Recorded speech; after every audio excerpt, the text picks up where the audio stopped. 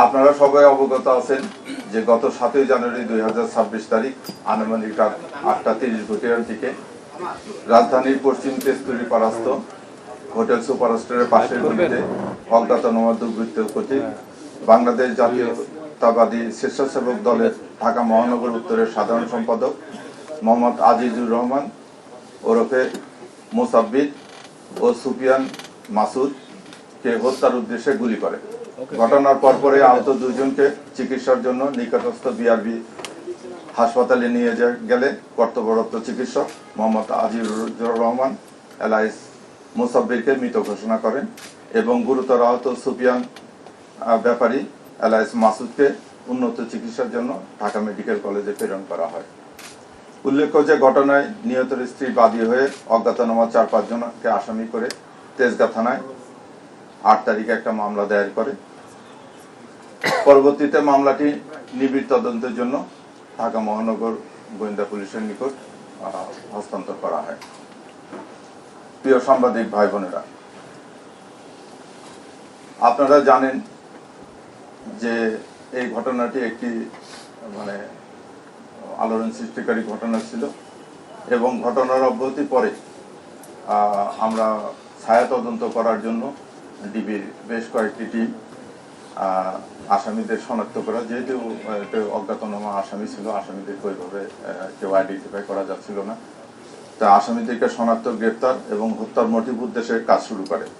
এরই ধারাবাহিকতায় গোয়েন্দা পুলিশের কয়েকটি টিম ঘটনাস্থলে উপস্থিত হয়ে ঘটনাস্থলের আশেপাশের সিসি ফুটেজ ক্যামেরা সংগ্রহ করে ঘটনাস্থলের আশেপাশে উপস্থিত ব্যক্তিদের প্রাথমিক জিজ্ঞাসাবাদ করে, সোশ্যাল মিডিয়া ও অন্যান্য ওপেন সোর্স হইতে তথ্যপ্রাপ্ত সংগ্রহ করে সেগুলো যাচাই বাছাই করা হয় এবং এই যাচাই বাছাইয়ের এক পর্যায়ে আসামিদের আমরা মোটামুটি শনাক্ত করতে সক্ষম হই এবং শনাক্তকৃত আসামিদেরকে গ্রেপ্তারের উদ্দেশ্যে বাংলাদেশের বিভিন্ন জায়গায়, যথা ঢাকা, মানিকগঞ্জ, গাজীপুর, ময়মনসিংহ, নেত্রকোনা, ভৈরব, তারপরে কিশোরগঞ্জ সহ অন্যান্য এলাকায় ব্যাপক অভিযান পরিচালনা করা হয়।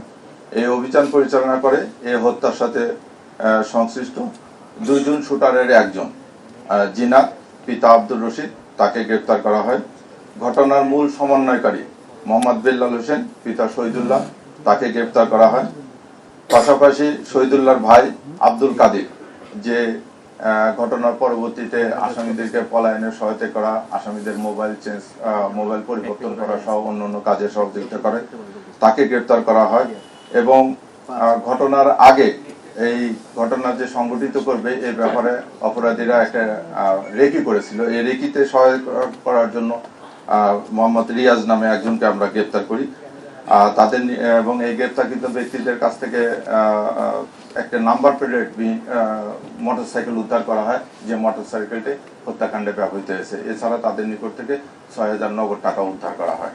আমরা আসামিদেরকে জিজ্ঞাসাবাদ করছি, আসামিরা জিজ্ঞাসাবাদে প্রাথমিক তদন্তে এবং আসামিরা জিজ্ঞাসাবাদে তারা এই ঘটনার সাথে সংশ্লিষ্ট আছে বলে তারা জানিয়েছে।